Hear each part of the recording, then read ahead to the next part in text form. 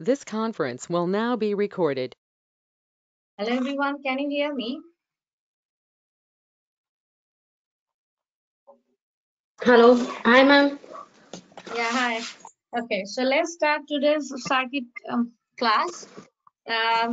It's just a similar way you will give the exam especially on November.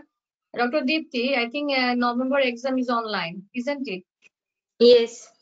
Okay, so that's why we practice just like the same way we do in November. And today we will discuss seven seven modules. The first one is urogyne, second was infertility, core surgical, third, fourth is post-operative, fifth is antenatal, sixth is postnatal, and the seventh is maternal medicine. So these seven modules, I give one each question from each module. So total seven module we will discuss today, and remaining seven that will be discussed by Dr. Bhavna. Okay, so what we will do today's circuit, one by one you have to present case, and at the end of the this session we will give you the feedback. So just like the same, you gave exam in part 3 November, and who will present the case, he has to turn on the camera, as well as he has to unmute her mic, so that he can able to present just like the similar way you have to present in a November exam. Maybe in February, I think February there's one exam. So maybe in February or March, that exam also will be like the same. So we can start with Dr. Deepti, and the next will be Dr. Aklima, and the third one will be Dr. Yanka, and hopefully Dr. Famida and Dr. Sophie will join and they will present later. Okay, so let's start with the first case.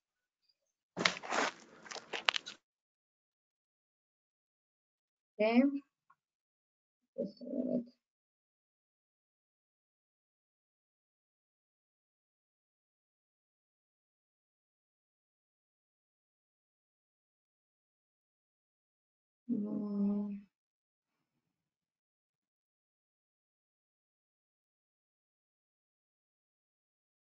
And all these all these questions mostly from the recall.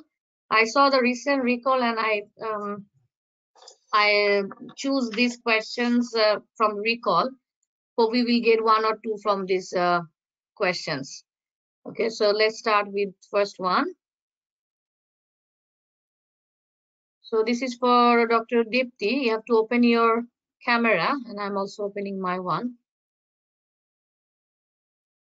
Okay, so I'm starting. I can see you. Hello ma'am. Yes. Yes. Okay. So this is your case, and I'm giving you 2 minutes to prepare the case.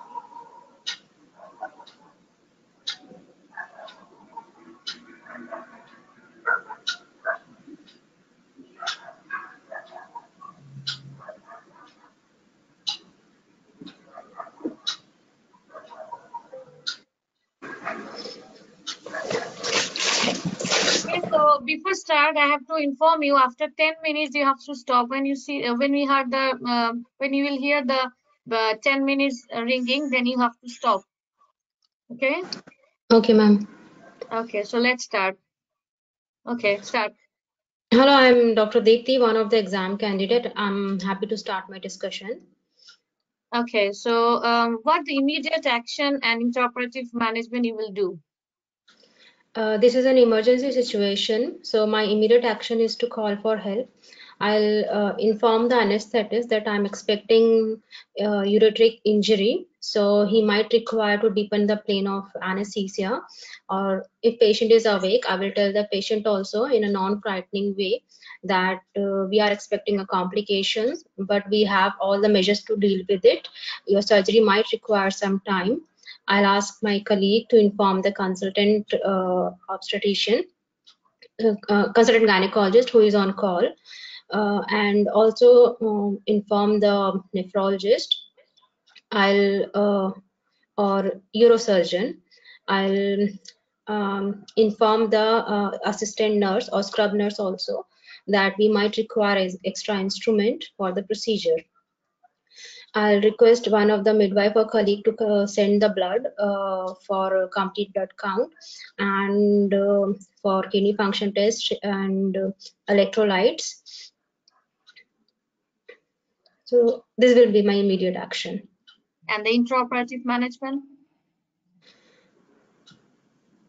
I will stop the procedure and I will cover the injured area with the mop. If there is any bleeding vessels, I will just clamp the vessel and just cover the injury site with the mop to prevent any leaking of urine into the peritoneal cavity. Okay, and what's your principle of ureter injury repair? Principle of ureteric injury is adequate debridement, but maintaining the vascularity of the ureter. The repair should be watertight but tension free, and the damaged end should be cut in a fish mouth pattern. Suturing should be done by using 3-0 or 4-0 absorbable suture, and the suture should be intermittent, not continuous. After suturing, we should cover the suture repair site with omentum, so it will maintain the vascularity of the repaired site. And also, yeah, that's it. And what is your post-operative management? Patient immediate post-op, we should do WHO sign out, check for all the instrument count, sharp count and the mop count. Blood loss should be checked. Patient should be catheterized. Catheter should be there at least for 7 to 14 days. A patient should be kept in ICU or high dependent unit. Patient should be put on Meo's chart, and vital charting should be done on a frequent basis. Input output charting should be done. Antibiotic should be given to the patient according to the local protocol. Adequate painkiller needs to be given after ruling out any allergies. Same with the antibiotic. After ruling out allergy, antibiotic should be given to the patient. Assess for the need of thromboprophylaxis. If required, heparin can be started for the patient. Enhanced recovery program should be enabled for the patient for early recovery. Proper documentation of the note should be done. Team debriefing should be done. Duty of candor to the patient. Patient debriefing is important. Incident reporting should be done. And what are the complications following the surgical repair of the ureter? Complication following surgical repair of the ureter could be stricture formation at the site of repair, hematoma formation, failure of surgery, or there might be leak from the suture, infection.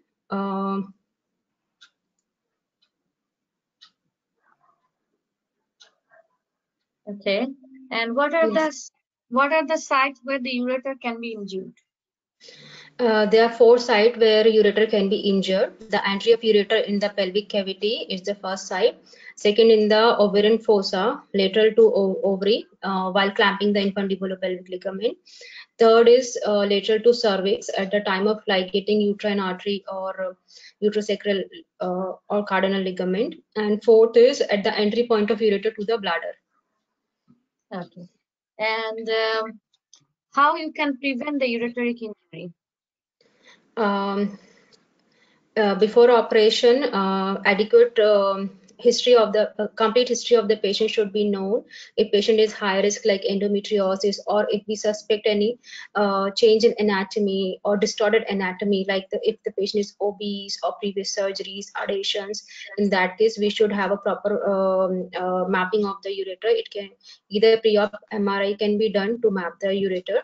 The surgeon performing the surgery must have adequate skill or proper knowledge of the anatomy. During surgery, stenting can be done. Ureteric stenting can be done to locate the ureter, or direct visualization of ureteric peristalsis can be done. Intravenous pyelography can be done to locate the ureter. During intraoperative, less use of diathermy near the ureter, and while blind clamping of the vessels should be avoided. And ureter should be carefully dissected at that during the surgery. Okay. Anything you want to add?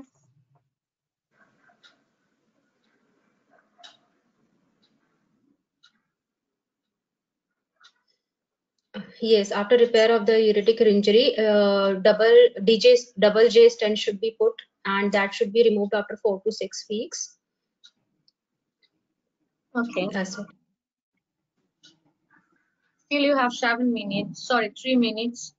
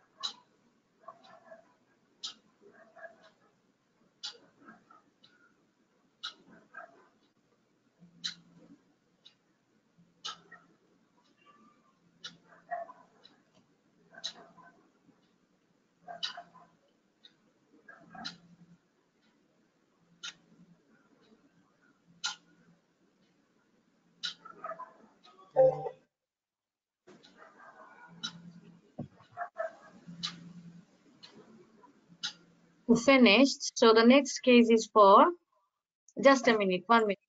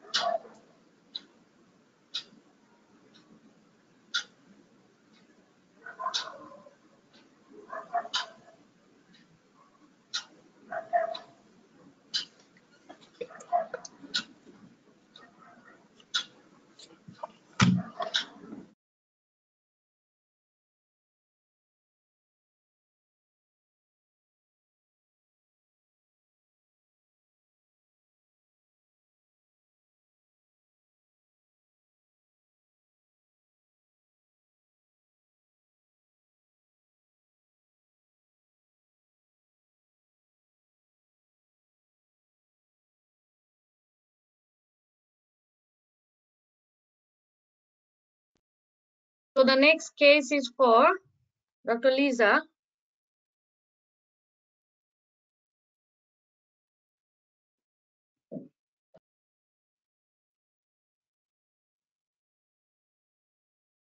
Dr. Lisa, are you here? Yes. Yeah, please turn on your mic and turn on your camera so that I can see you.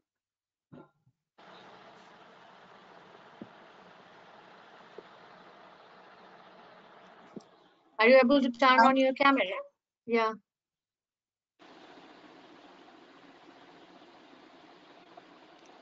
Actually, my laptop is disturbing, so I turn on my iPhone.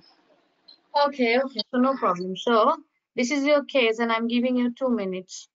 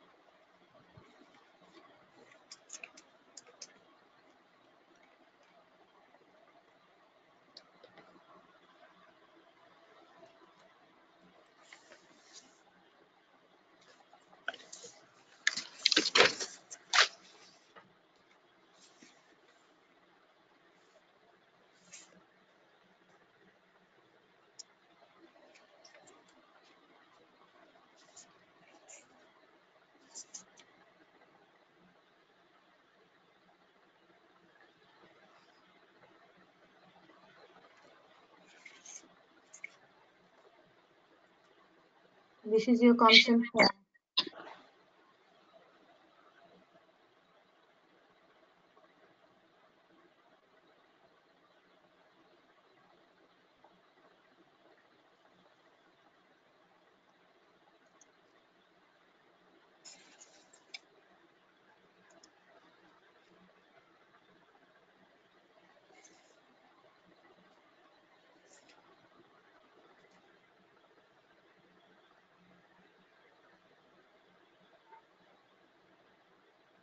Yeah, your 2 minutes is finished. You can start.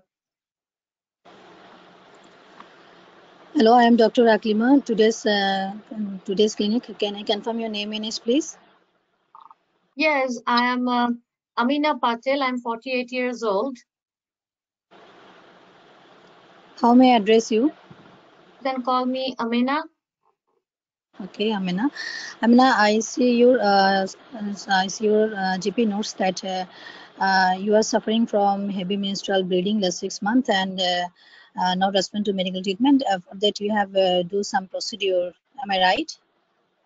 Yeah, but I'm waiting for the consultant. Where is she? Okay. My consultant is now busy on some emergency work, so I want to talk with you for the further your query. Can I Okay. go ahead with you? Yeah, okay. Okay, Amina. Amina, before going to discuss your procedure, I want to know just some history. Want to know some history so that I can easily modulate for your further procedure easily. Can I go ahead? Yeah, okay.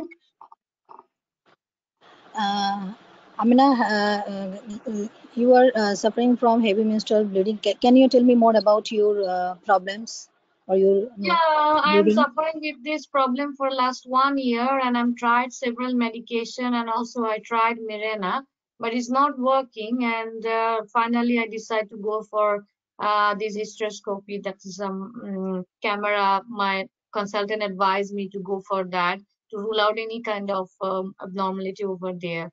So that's the reason. Oh, I'm so very sorry to hear that, but I'm right here to help you for further. Okay. Uh, Okay. have you? Can you tell me the have you passed clots?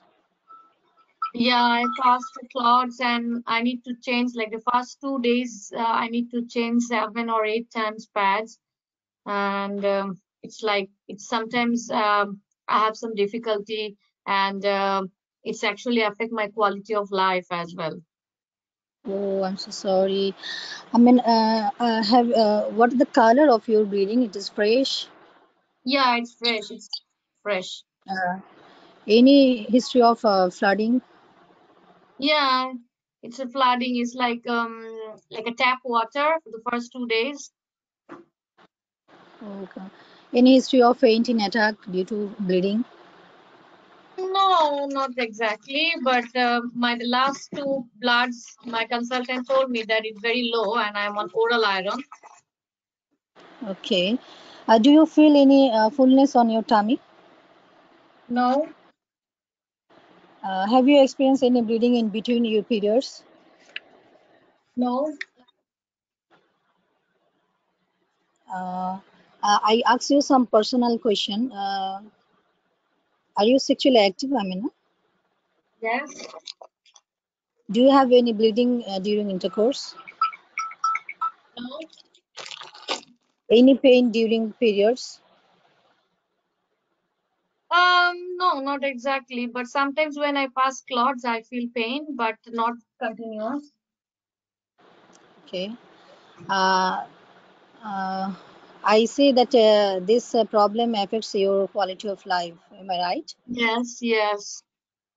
Any reports you have done before? Any blood test or any investigation you have done Yeah, before? yeah, I told you that I did some tests. That's my blood results. Last 2 months, blood result is very low. So that's why consultant advised me to take oral iron. So I'm in oral iron. Okay, okay. Do you have any vaginal discharge? Now, How is your bowel work? yeah, yeah, it's fine. There's no problem. How is your water work? It's normal. Okay. I mean, before that, how is your period? Before 1 year, your period is normal. Yes, it's normal. You have done your smear. Yeah, it's I did and it's up to date and all were normal. Okay. Do you use any contraception? My partner used barrier that is condom. Okay. Uh, what is your last menstrual period? Can you tell me, please? It's 2 weeks before. Okay. Amna, can I ask you some? Have you any baby before, or have you delivery before? Yeah, I have one baby that's I delivered vaginally. There's no problem. Okay. Now you are 48 years. You have any further concern for fertility? No, Okay. Uh, yeah, I learned from you that you have some problem in the blood test. Other than blood test, you have any problem related to medical disease that you no, take any no, medicine? No. no, Okay. Have you any surgery in your tummy or down below? no, Have you any migraine? no, Any family history concern of? no. Any drug allergy to any medication or any foods? No. Can I ask you some personal history? Yeah, okay. Do you smoke, drink? Do you smoke alcohol? Smoke and drink alcohol? No. Any recreational drugs you have taken? No. Okay. You have taken before some medication for your problem. Am I right? Yes, I took some hormonal tablet and even also the Mirena, but it's not working. Okay. So, Amina, thank you for your giving the history from your history.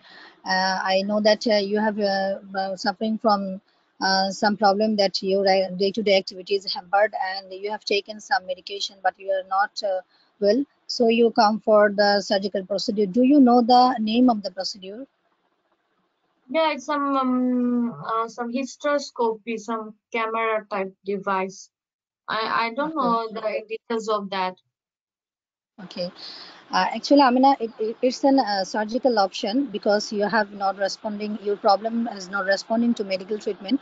So, yeah, my consultant decided for you the surgical option. It is an small. It is a device that is inserted in your womb and will hit from any energy source and and see the all the interior of the lining of the womb, and clearly any defect found in the womb, it can be clearly visible with this the procedure. Okay. Before doing this, it is an outdoor basis. You just before the procedure, you have come into the gynae outpatient clinic and take consent from this procedure. And you are Amina Patel and 48 years old. Okay. Yeah, okay. With the help of this diagnostic hysteroscope, that is the use of this instrument, this procedure, we can see your womb. There is any problem in your lining of the womb, can remove by this procedure, and it can help you for uh, further decreasing your problem, and also your lifestyle modification. Also, you help to your regular lifestyle. Uh, in this procedure, it is a short-term procedure. In this procedure, some type of short anal uh, painkiller can given, and to your you don't get any pain for this. You have given the numbness of your womb by giving the injection. It may be done by the or locally or by the anesthesia. Which one is you prefer? I prefer full anesthesia. Okay, so with the help of you consult with help of anesthesiologist, anesthesiologist will give you the some injection on your and give you injection so that you can come quiet and the procedure can be done easily and you have no feel any pain for the procedure. Okay. Okay. And during the procedure, you also take some sample of your lining home for further uh, if further biopsy, because you have age more than 48 years.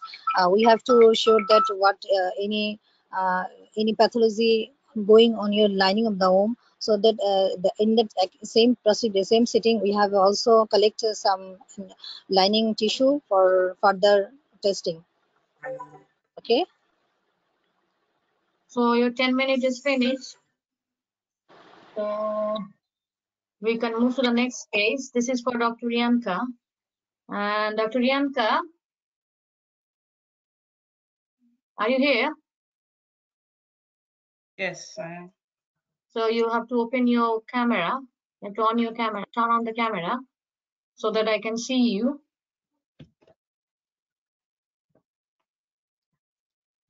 Yes.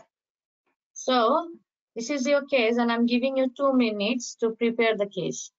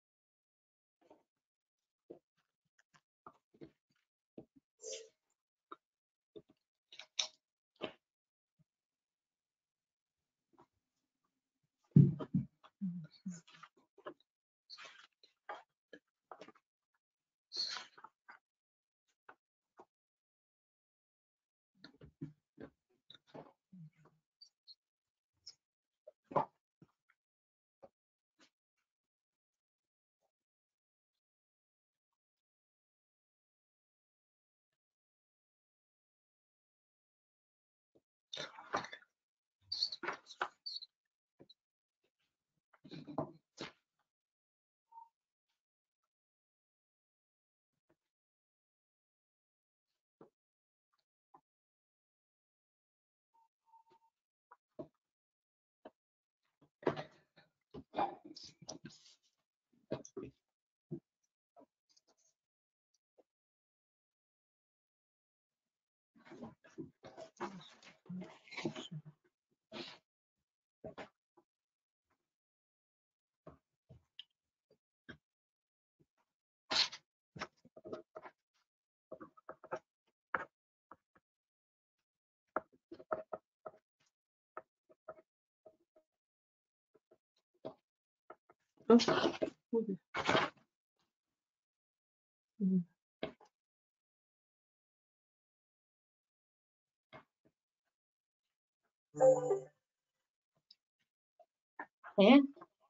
So your start.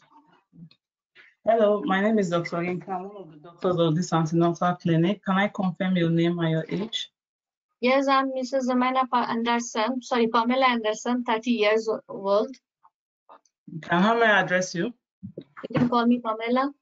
Okay, you may call me Yinka. Pamela, I understand you're 36 weeks pregnant, and you are here to discuss with me because the midwife has seen on ultrasound that your baby is coming in the bottom down position. Is this correct? Yes, you are right. Okay, before we go ahead to discuss the options that are available for you, can I ask you a few questions? Yes, sure. Okay, and how has pregnancy been so far? Yes, it's fine. Midwife told me it's low risk. I don't have any issues. Initially, I faced some vomiting, but after taking anti-sickness medication, it was fine, and there's no problem.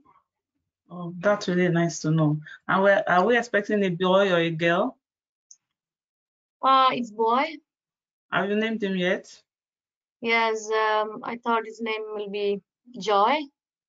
Oh, that's really lovely. That's a nice name. So, I want to ask, did you experience any bleeding recently?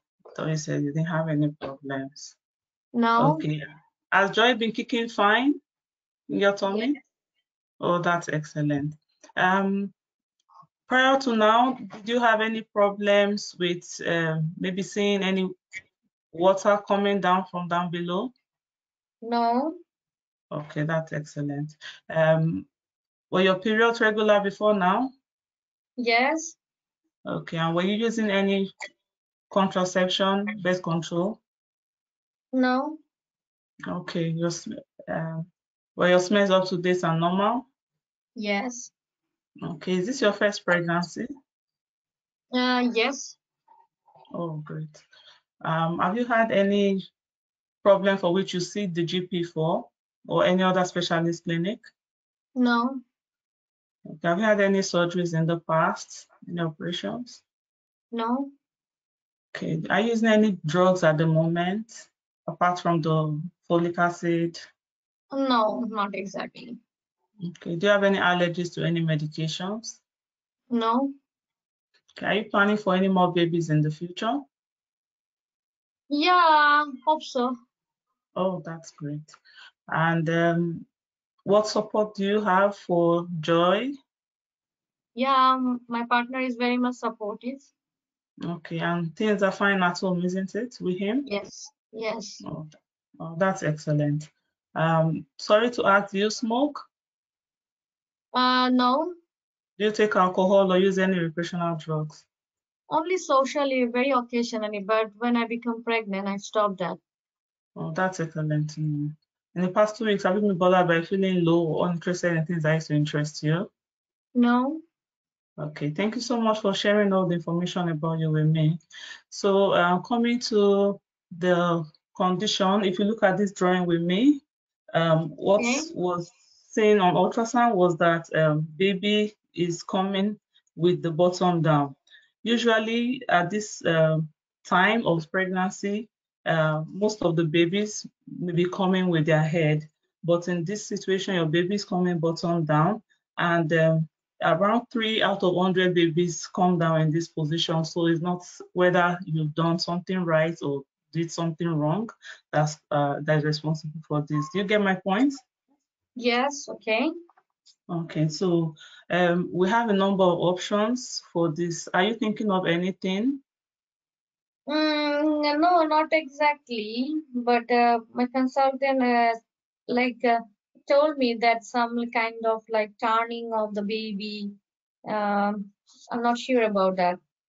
Yes, you're absolutely right about that. So we have options of turning the baby, it's called an extracephalic version, or we can also uh, perform a procedure called cesarean section where we make a cut on the tummy to deliver the baby, or we could also allow you, if conditions are right, to deliver by yourself. So since you've looked at this option of turning the baby, can I discuss the option with you? Yes, okay. Okay, usually because you are in your 36th week of pregnancy, is a good time to plan for it.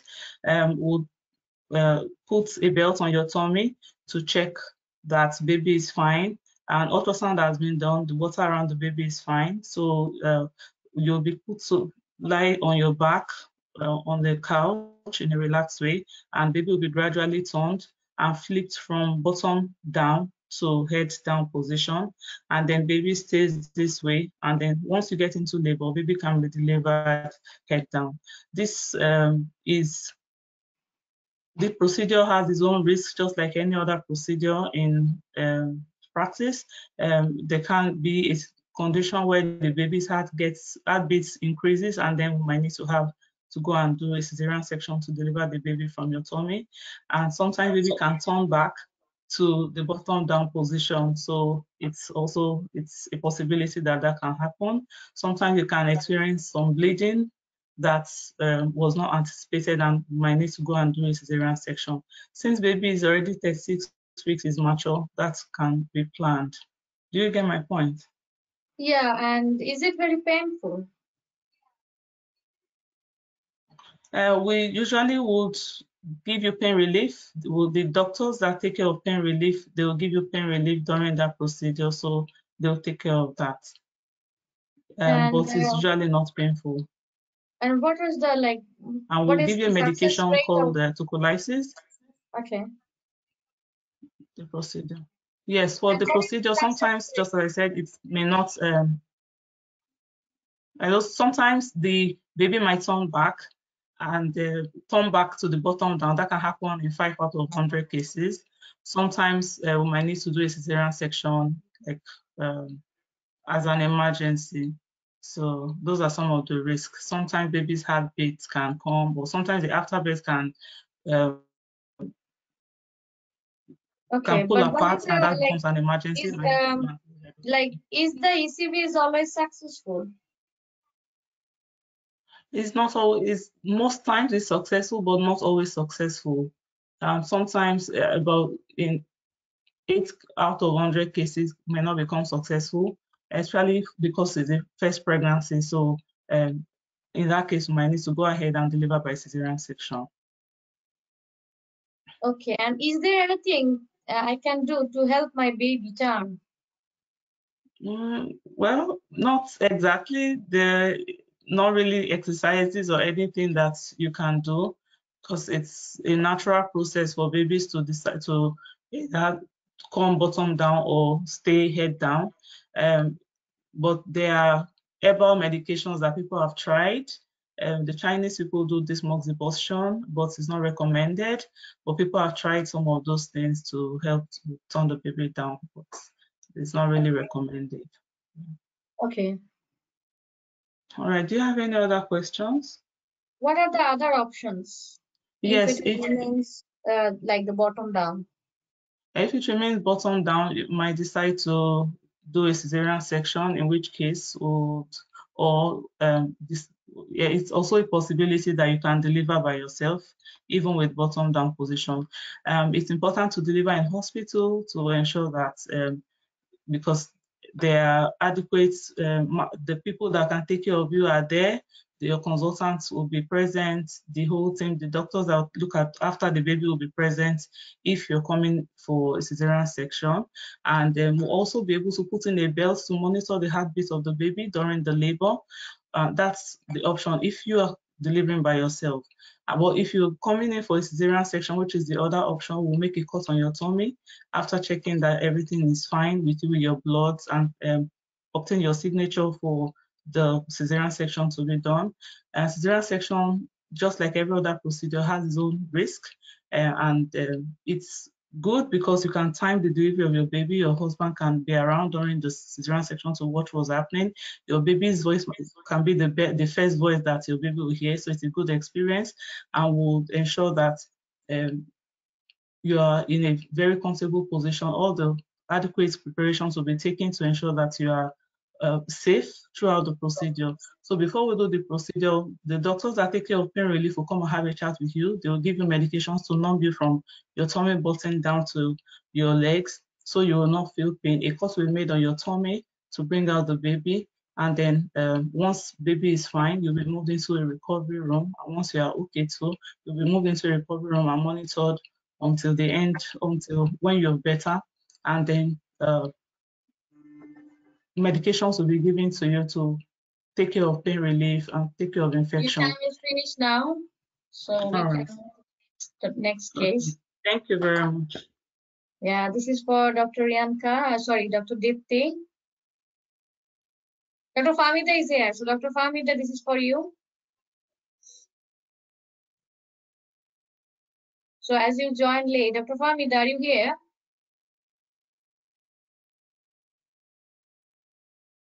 Dr. Famida? Yes, ma'am. Yes, you have to turn on your camera and I will give you 2 minutes to prepare the case.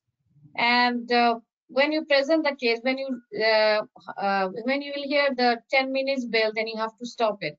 Okay? So I have to turn on the camera so that I can see you.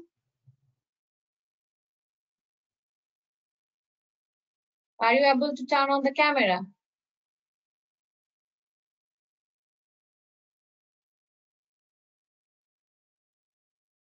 Yes, ma'am. Yes, turn on the camera so that I can see you.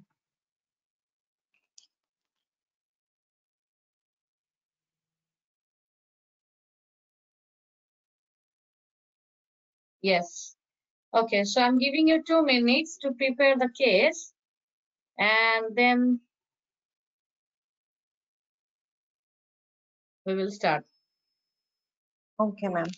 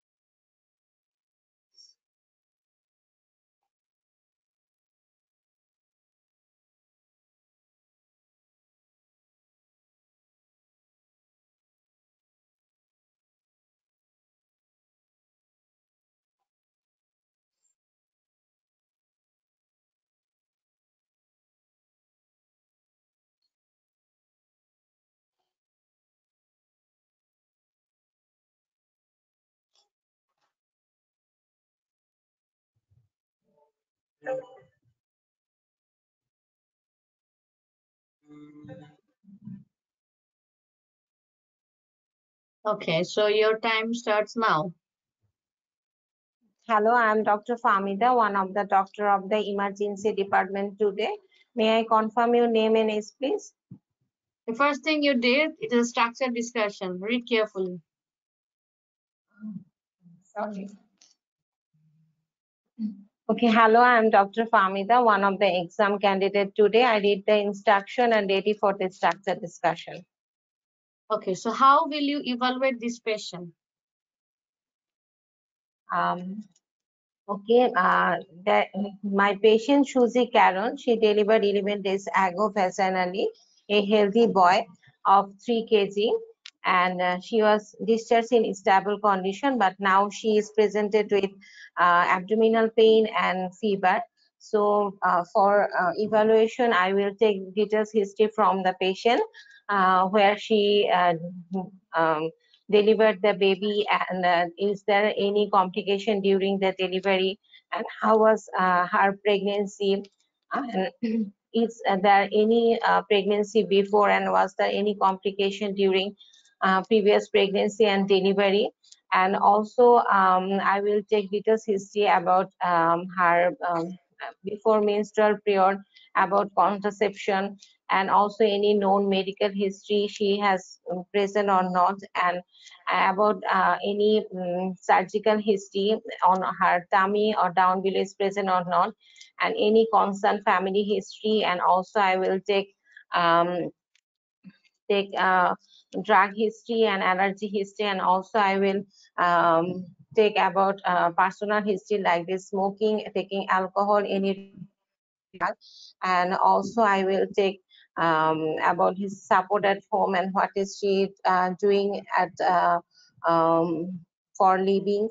All the history I will take, and as she presented with it's a critical condition, so I will first admit the patient, and firstly I will do some investigation for the patient. I will send some investigation immediately for the patient. When patient is able to talk to with me, then I will take the details history from the patient. So she has a lower abdominal pain, offensive vaginal discharge, pulse rate is 100, blood pressure 90/60, temperature was 36. Ultrasonography showed written product in the uterus. So describe your management plan. Okay, according to her finding, I'm suspecting that she is having, she is now on my diagnosis is she is having severe sepsis. So I will immediately admit the patient, and I will inform the multidisciplinary team, that is my obstetric consultant, on-call anesthetist, and also I will call the on-call consultant microbiologist for the consultation regarding starting of the antibiotic, and also I will call the midwife for continuously monitoring of the patient. And I would like to immediately catheterize the patient to know about the intake and output, and open IV white bore cannula. And I will also take the blood for some investigation, like the blood culture within 1 hour, and I will send blood for serum lactate within 6 hours. And also I will do some renal function test, liver function test, and coagulation profile.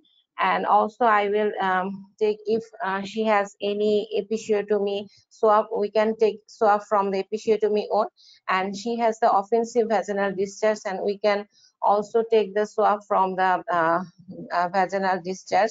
Then vaginal discharge, then I will immediately start the treatment for my patient.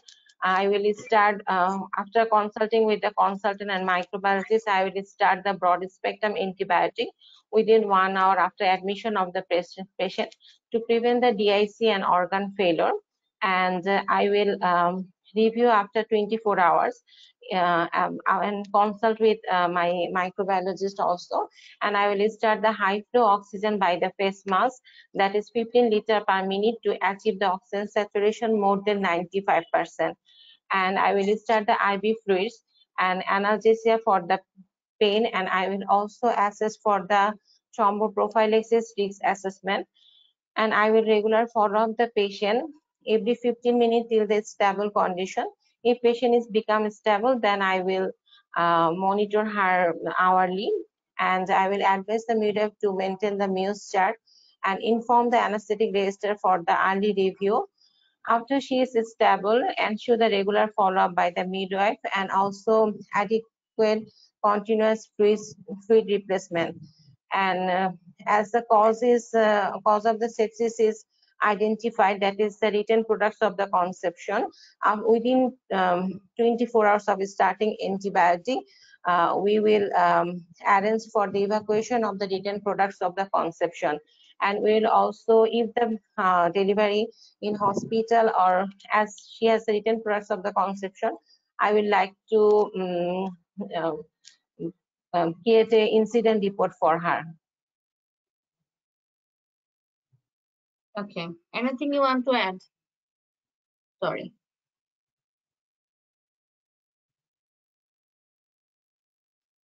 Anything you want to add? You have still 3 minutes.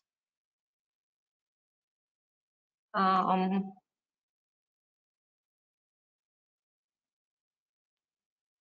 and when I get all the reports from the my report, I will discuss with my microbiologist whether anything we should start for this patient or not. And I will also inform all the things that is happening to the patient, to the patient's relative and also patient's husband. Okay.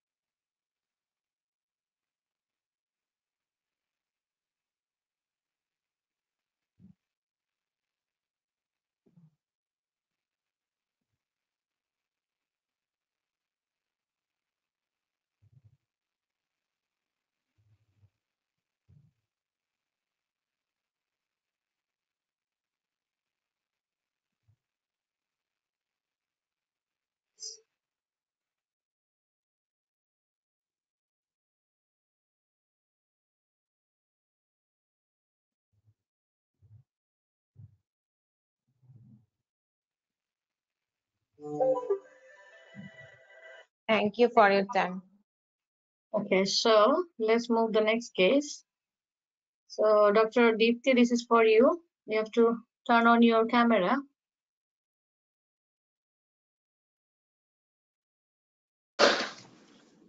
Okay. Giving you 2 minutes to prepare the case.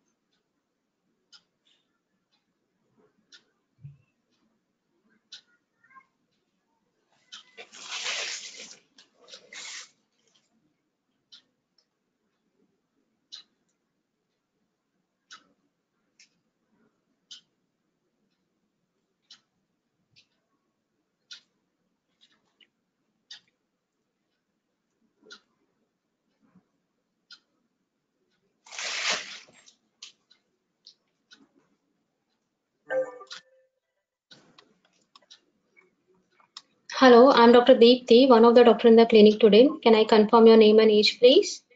Yes, I'm Nigar Sultan. I'm 27 years old.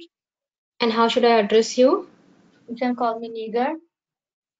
Hi, Nigar. As I can see from your notes that you are into your 8 weeks of pregnancy, and today you are here to discuss about your booking test result. Yes. Am I correct?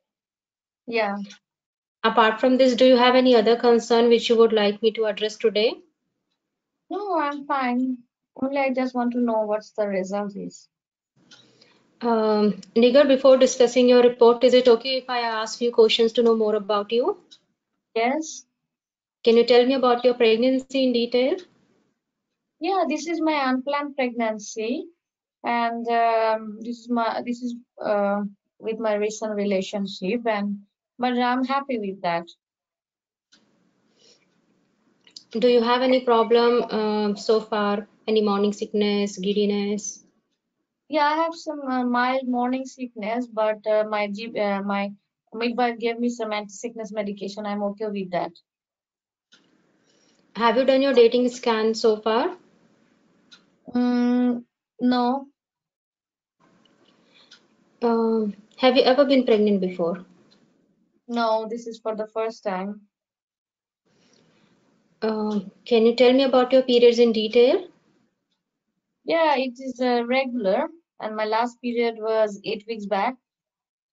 Were you using any kind of contraception? No, Are you updated with your smear test? not exactly. I didn't do any smear test. May I know the reason? GP sent me one, but on that day I was busy, and after that I didn't contact with them. Probably after delivery I will go.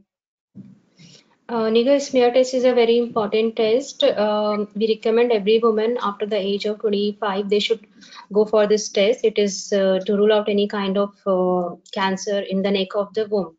Okay. Okay. Is it okay if I ask some intruding question? Yes. Okay. Have you ever been treated for any sexually shared infection in the past? Yeah. Once I had the herpes infection. And how is your condition now? Is it Yeah. Yeah, it's it's fine. fine? You said you are in a relationship since 1 month, right? Yes. Did you had a relation with some other people also in the past? Yeah, I had few, like 2 or 3 relationship before. All right.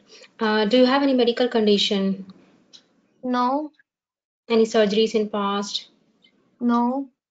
Are you on any medication at the moment? Only I'm taking folic acid.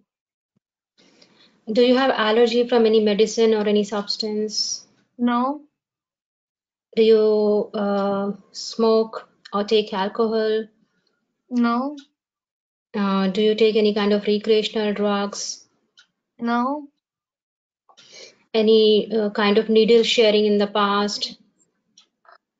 Yeah, like 5 or 6 years back, I was drug addicted. So on that time I did it. But after that I stopped it and now I'm okay. That's appreciable, Nigra, that you have stopped using the drug. It's very beneficial for your health. Whom do you live with? Now I'm living with my partner. Do you feel happy and safe staying with him? Yes. Any family history of concern to you? No, In the past 4 weeks, have you ever felt low down, depressed? no. Do you know your height and weight ratio? Yeah, GP told me it's normal. I can. Do you have any concern for the blood transfusion if at all required in your care? No, Did you receive any blood transfusion in the past? no. Thank you for sharing all this information with me. Is it okay if I discuss your report with you now? Yes. Would you like to call someone to sit with you as I'll be giving you lots of information? No. Um, um, Nigra, I have confirmed the name and NHS number on your report. I'm sorry, I have some concerning news for you. What happened? Your report is showing that your hemoglobin is it's a protein which carry blood in the oxygen is normal. Your blood group is O positive. Your viral hepatitis B test is negative, but unfortunately your HIV test has come out to be positive. What? Are you serious? Oh my God. Am I going to die? No, Nigra, it's not a life-threatening condition, but with proper treatment, proper care, you can have a normal life like the other people. But how can be I HIV positive? You can't even Uh, understand what I will do now. I'm sorry to be bearer of such a bad news. I know you were not expecting this today. But Nigra, we all are here to support you, to help you, and there are options available for you. If you want, I can Oh, discuss but it. I heard somewhere, I read somewhere that if anyone is HIV positive, they will die. Oh my God. I don't want to be die. Please, doctor, do something. Nigra, do you want me to call my nurse to sit with you? No, no, no, because I don't want to inform any other people because I heard that if anyone is HIV positive, other will be scared and nobody will talk to me. Oh my God, what I will do? Naira, I know it's a difficult news for you, but we all, as I said, we all are here to support you, to help you with your pregnancy and also with the further treatment of your condition. Would you like me to discuss all this with you, or you want me to schedule a second appointment? No, it's fine. You can tell me. Okay, Niagara, this HIV is an infection. It is spread by a virus, and mostly it's spread by the exchange of body fluid. It happens. Maybe it could be through unprotected sexual intercourse or the needle sharing which you had done. So that could be the reason. And this virus, once it enters your blood, it stays in the blood for lifelong. From now onwards, you will be under MDT care. Like it's a different doctor of different specialty will be involved in your care, which will include my consultant obstetrician, the microbiologist, the physician, specialist, midwife, counselor, support group. We all will be involved in your care. Okay. I'll refer you to the physician, so they can assess your condition. They would advise you to do some tests to see how much is the level of virus in your body, and they may advise you to start some medication so that you have to continue in your pregnancy. There are chances that the virus may get, your baby may get infected with the virus in your pregnancy or at the time of birth or even after the birth. To reduce the chance of virus, we recommend to take the medicine which your doctor will advise. And if you don't take the medicine, the chances of transmitting of this virus is almost 25%. But with the medicine, the chances is almost 2 to 3%, which is very less. Okay. With these medications, you might have risk of getting blood sugar. So for that, you will be screened for diabetes around 24 to 28 weeks of pregnancy. I'll give you appointment for the anti-scan and down screening. Around 18 to 20 weeks, you will be offered an anomaly scan. And from 28 weeks of pregnancy, every 4 weekly scan will be done for the baby's growth. At the time of delivery, you will check your viral load. If it is less than 50, you can go for vaginal delivery.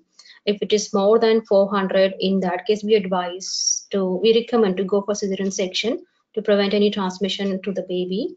Once you are delivered, we advise not to breastfeed your baby. You can use formula feed.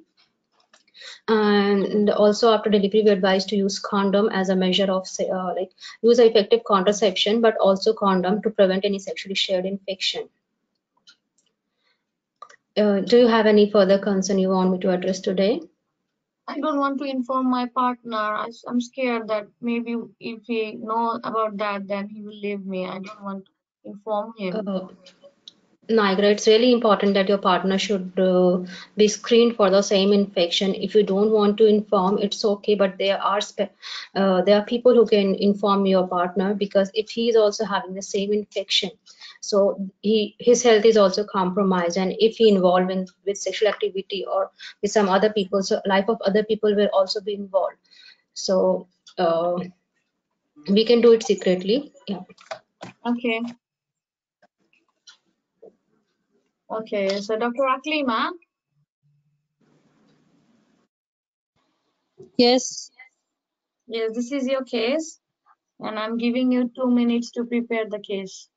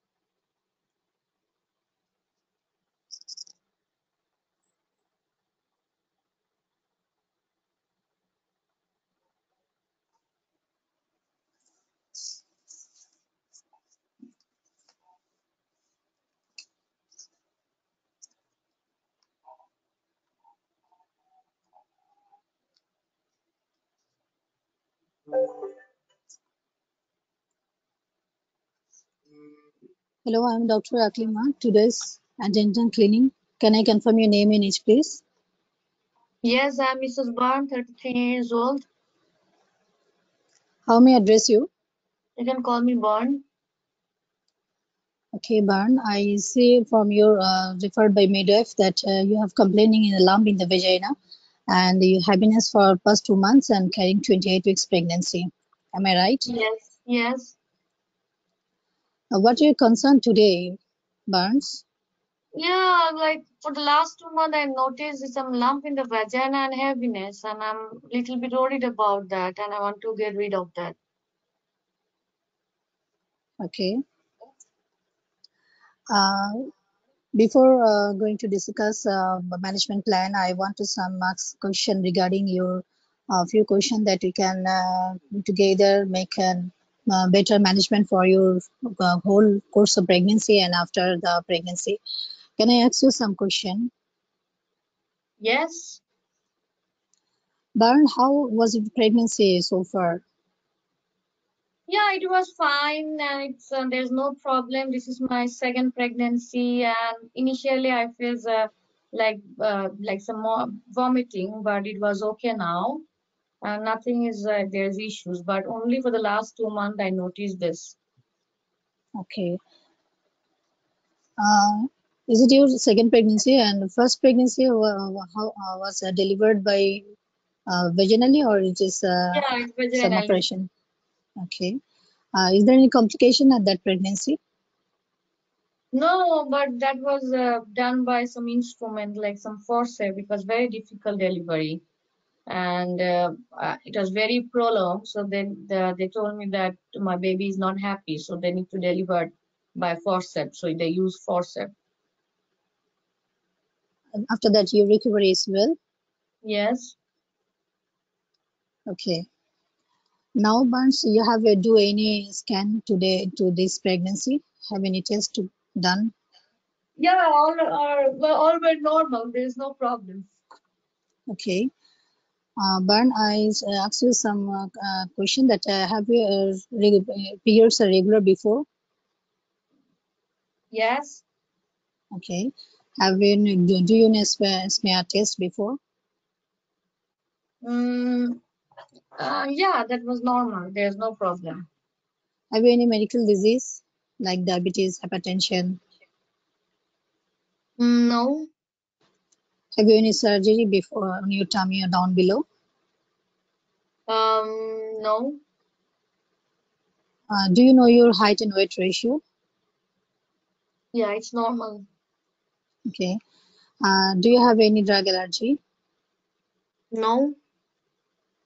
Can I ask you some personal question? Yes. Do you smoke, No. drink alcohol, No. or take any recreational drugs? No. Burns, I asked you some question regarding your problem that you feel heaviness in the vagina last 2 months.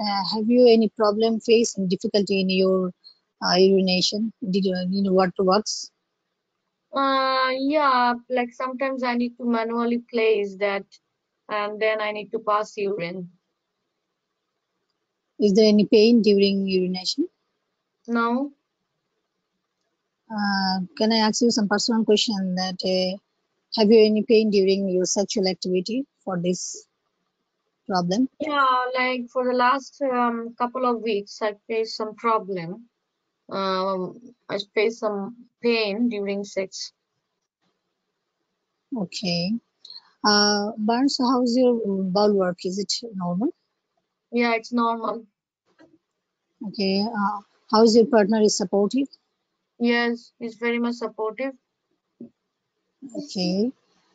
Thank you for sharing your information, Barnes. Now I come to regarding your concern that you have some problem face in your vagina, heaviness last past 2 months. Now you are 28 weeks of pregnancy and you have to wait for the term pregnancy, that is 40 weeks pregnancy. In the meantime, you just do some test for urine examination, as because I will examine you with presence of chaperone to see your pulse, blood pressure, and that your tummy examination and see you down below. Is it okay for you? Yeah, okay. You are alone or someone with you? No, today I'm alone because my husband is busy, so that's why I came here alone. Okay. Barnes, from your history, and I examine your down below. That is, you have some problem in your vagina. That is, there is some swelling in your waterworks. It easily occurs in pregnancy, but it causes some problem. Your difficulty in urination. For this, we have to check out some investigation. Have you know face any problem during urination? For that, we do some urine test because this difficulty in urination and collection of urine in your waterworks may cause some infection. Okay, okay. So I want to do some investigation to check your urine. Is there any infection presence or not? And in this situation, if infection is found, then you have to give some medication to relieve your infection because it may cause some harm to your baby. Okay. And do you feel movement to your baby? Yes, it's normal. Uh, she's. Do you name your name in a baby? No, I don't know the sex actually. It's a secret. Okay, okay, Barnes. For this complaint, your pregnancy will continue till the 40 weeks, and you have do some ultrasonography test in later weeks, and you do follow up regularly. And for this problem, we don't go for any surgical procedure. Only do for some medication. And you have taken any medication now this time? What kind of medications? I don't know. I'm And only if you taking. have taken, you just taken folic acid. Yes. Okay. You need some supplementation, also calcium and iron. And for your problem, you don't worry. In this situation, you can wait for normal vaginal delivery, as you before delivery by vaginally. This may not harm to you for delivered vaginal, delivered the baby vaginally. Okay. But it's create issues. How can I get rid of this problem? In this time, you just uh, you just when you do for your pain relief during maturation, you just manually overcome this swelling, and you can go for the urination. Have you any concern regarding this? Any other question? Any other measures I can do to relieve of this lump? Okay. This in this situation, we can do no any surgery. Just you kept your swelling manually, and just you can wait when your urination is done. So that you mean that you can't do anything for this problem right now? Yes, this problem we don't go for any surgery because you have carrying pregnancy and just 28 weeks. It is a hazardous to you. After your pregnancy overcome, then we go for surgery if the symptoms persist. Because in this for remove this problem, we go for if we go for surgery. There are some anesthetic drug. Some drugs are used which are not benefit for your baby. So we have to wait for your till delivery. Okay. I can give you some patient information leaflet for this, and you will read and come for another appointment to my consultant for the further inquiry. Okay. Okay. Have you any question? No, it's fine. Okay, Barnes. Thanks for your sharing.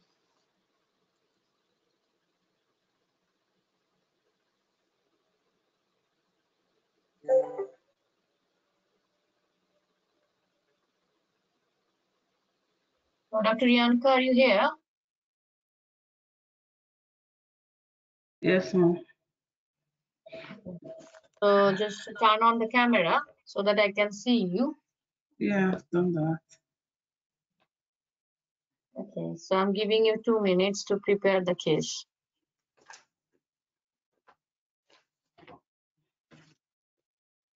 There's another page. If you complete this, reading this page, then you can tell me. I have to give you another page. Okay, ma'am. You can switch to the next page.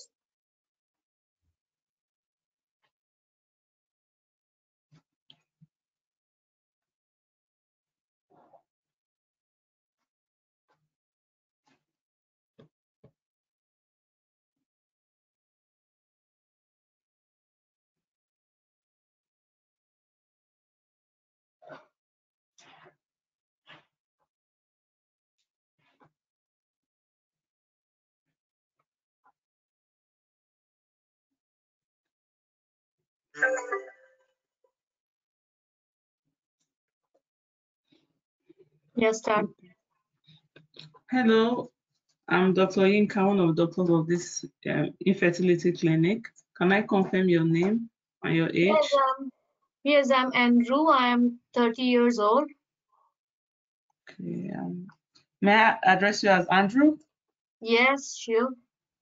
Okay, Andrew, I understand you're in the clinic because you and your wife have been trying for a baby for the past 18 months. Is this correct? Yes. And there's some tests have been done for you. Is this right? You're here to Yes. discuss the results. Okay. Yes. Do you have any other concerns you'd like me to address with you? No, I just want to know our results. Okay, yeah, we'll come to that in a bit. Before coming to your results, can I ask you a few questions? Okay. Okay, can you tell me more about your condition, problems?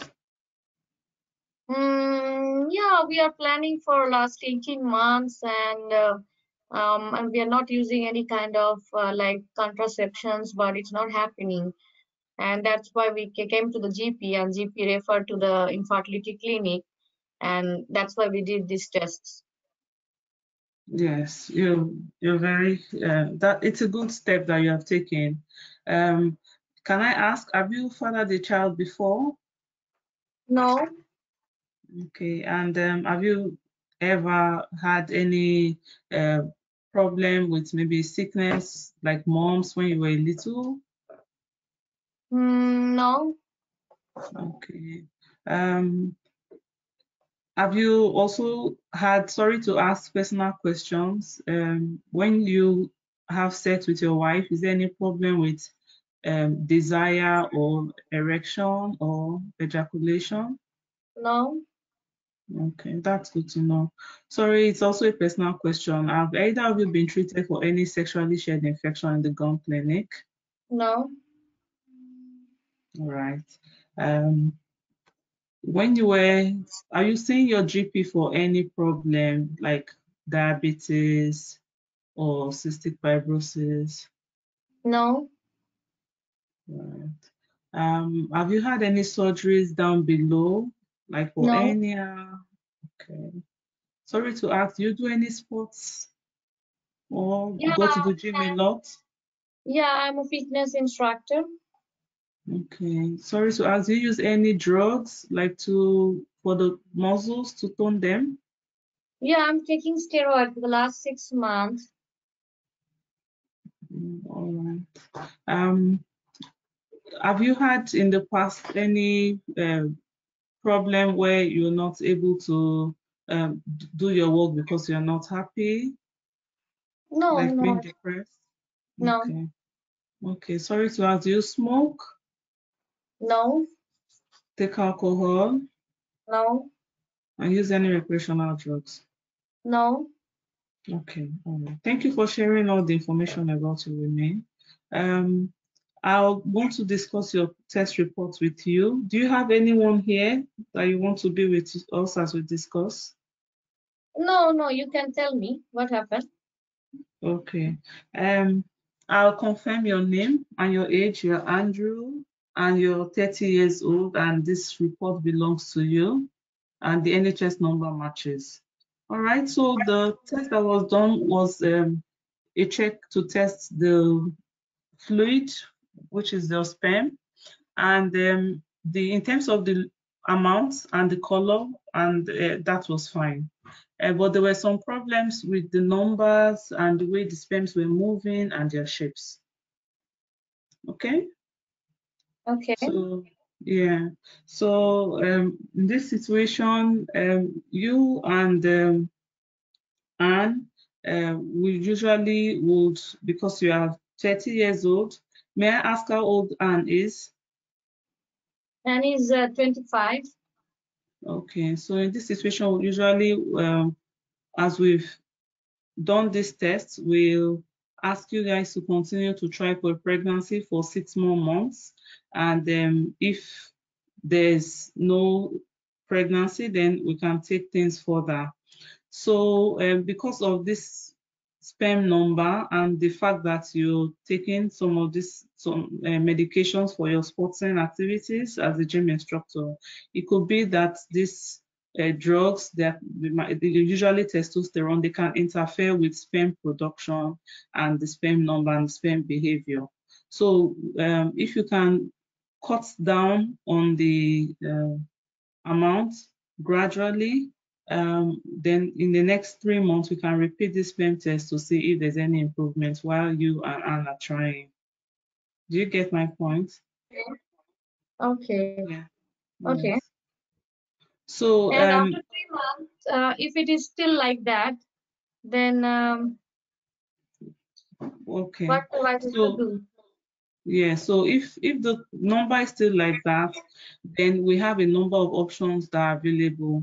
We can refer you to a specialist doctor. They are called andrologists. They can have a chat with you. They can take some other samples from the sperm and also have a look directly from your testes. They can have a look and see if there's any problem and how they can help that way. We can also go through the option of assisted reproduction. Have you heard about that before? No, what's this? Okay, so in that method, we usually will do what's called ICSI. If your ICSI is when we directly inject sperm into the eggs of Anne. So Anne would have been given some medications to make her to produce a lot of eggs. These eggs will be harvested under the ultrasound and kept in the lab. Then some of your sperm will be taken and injected directly. So that's another option that can be done. If the sperm number is more than this, we can go straight forward for IVF. In this case, we don't need to inject the sperm directly into Anne's eggs. We'll just put them together and they mix up and the baby grows. After some few days, the little baby will be passed into Anne's womb. So that's the option. Is there any other options if it is still Yes, like that? yes. The other option is for you to go for an adoption, and also you can also get donor sperm. Do you think can I discuss these other methods with you? No, not exactly. But the thing is that I don't want to inform my partner right now. Well, it's not our decision to inform her. To inform her, it will still be you that would go ahead to inform her, because we cannot maybe discuss our results with you and then we can't discuss your results with her. So both of you will have to come together to have that discussion. But you can take your time. You still have some time to get things sorted. So we have a number of support groups for families who are trying for babies. I can put you in touch with them and they can help with talking with you and Anne. What do you think Okay, about I this? think Anna's results is also here. Can you tell me what's the result? I'm sorry, I don't have, I'm bound by law not to discuss the report of another person with another. So if Anne comes in on a separate visit, I can discuss her results with her. I'm sorry about that. Okay. All right, so here's an information leaflet on everything we have discussed. And please, you can go through it, and then I'll also arrange the meeting with my consultant and also with the andrologist if you need to see them, and also arrange your next report, your next sperm test with you, for you, and also write back to your GP on our agreed next steps. And is it okay to refer you to the endocrine doctor, the doctor that can help you with the stopping of the steroids? Yeah, okay. That's fine. Okay, I'll also do that. Thank you very much. Thank you. All right.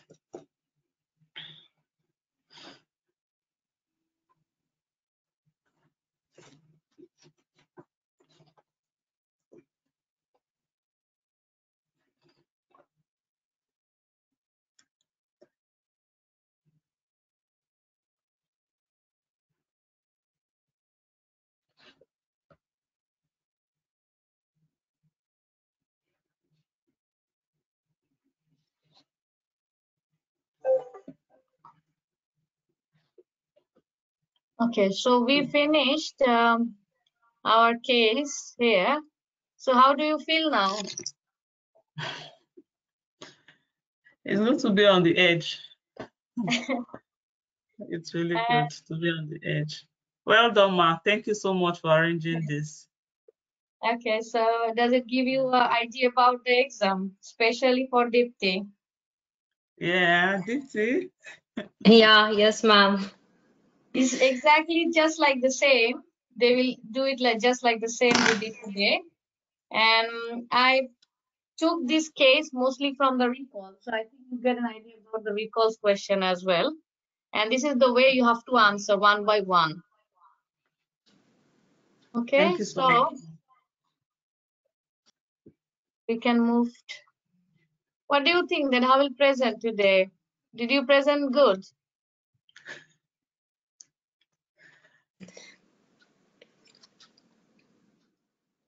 Okay, I so think let's Dipti see one did by a one. good job of case one. Yeah, so the first case is the ureteric injury. I gave so much questions of ureteric injury, but probably we'll get only 3 or 4, not more than that, like more than 4. But I gave this because it's very important, because I saw recently there's one questions of ureteric injury, so it can come in your exam. So that's why you need to know the in details of ureteric injury. So Dipti, you present very nicely about the ureteric injury. It's very good, and I saw that you touched almost all the points of the ureteric injury. Like the first question is that what the immediate action and what the intraoperative management we can do.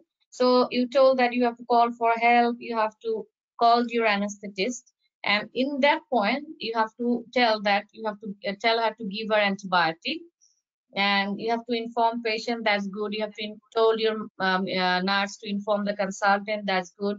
You have to inform urosurgeon, that's good. And you have to inform your scrub nurse, that's good. And then regarding the intraoperative, I think you can tell a little bit more.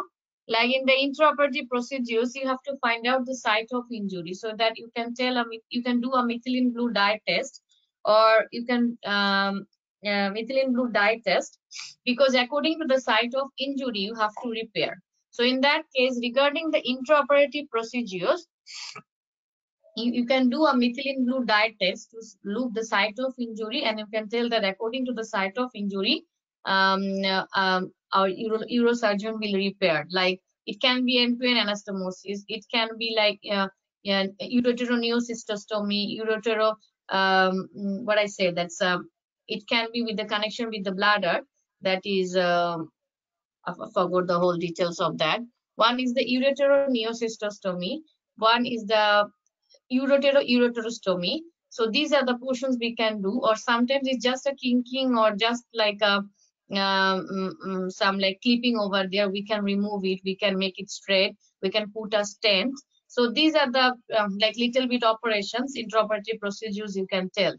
So this portion you missed. And regarding the principle, you told that it should be watertight, tension free, fish mouth, you put an omentum, that's fine. And the suture should be fine. And two portion you missed, that one is the drain, another one is that stenting. I think lastly you got stenting over there.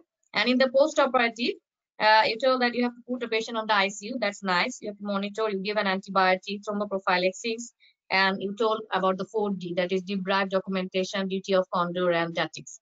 And but you didn't tell me about when you have to remove the catheter. Oh, you told me that when you remove the catheter, that is for 7 days, but you didn't tell me when you have to remove the drain, a stent, and this patient need a further urologic review, when they have to do, and when you discharge the patients, what are the warning sign you have to inform, like if there is any kind of pain, fever, or if any problem in urinations, then they have to come to the hospital. So these are the things you have to tell. And as you injure the bladder, and you know that, sorry, injure the ureter, and you know that every doctor has a portfolio. So you have to write down that, you have to reflect that on your portfolio. It's mandatory in every doctor. So if they did any kind of complications, they have to reflect on their e-portfolio. So you have to write down that on your e-portfolio. So these things you have to miss, I think. And regarding the complication, I think you touched almost on all the point, but a few points like there can be a chance of stricture, stenting, some excessive drainage, urinary tract infection, it can happen. Regarding the site of injury, you told that. I didn't see anything you missed. Regarding the prevention, you tell very nicely about, you divided in into pre-operative and intraoperative. That very nice. And in case of pre-operative, you told that you take a proper history, and if it is a like a it's a complicated operations, you can do a MRI, but in that case you can also do the IBU, so that you can get an idea about where the ureteric location is over there, any kind of like any abnormality or any kind of diversion of the ureter inside, you can see. So you can do an IBU instead of MRI. And if you think that you may need to inform the urologist, you can inform the urologist during the time of the operations. And so these things. And then regarding the intraoperative, you told everything. But other thing you can tell that when you do the operations, those persons should have adequate knowledge of the ureter. You told that. And you have to, like when you do the before clamping of the blood vessels, you have to reflect the bladder, so that ureter can mobilize and you can clamp properly. Because if you do not do the mobilizations of the bladder, that's if you do not reflect the bladder, ureter will not mobilize and you can't clamp. And in that occasion, there is a higher chance of ureteric injury, or ureter can be included within your clamp. So these few points you missed. Otherwise, it's fine. You pass this station. Okay. Anything you want to add here? Thank you so much, ma'am. No, thank you. So the next case is for Dr. Aklima, and it's a case that is you have to take the consent for the patient. So I see that you take a very long history, and you missed what the question actually asks you. That you actually need to take the consent from the patients rather than take a too long history.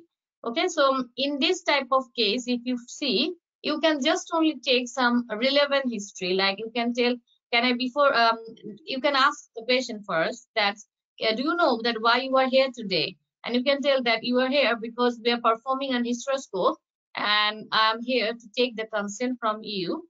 And before taking the consent, can I ask you few questions to more about you as I see you for the first time. So only a few questions like how can she tell details of the menstrual bleeding, any kind of medical disease, any surgery before, any drug allergy. Only few questions, not in details, because you took history almost 8 minutes. So it's not mandatory because you have to take the consent from the patients and you have to sign that. You also need to sign and your patient need to sign that consent form. So that is the main point you have to do.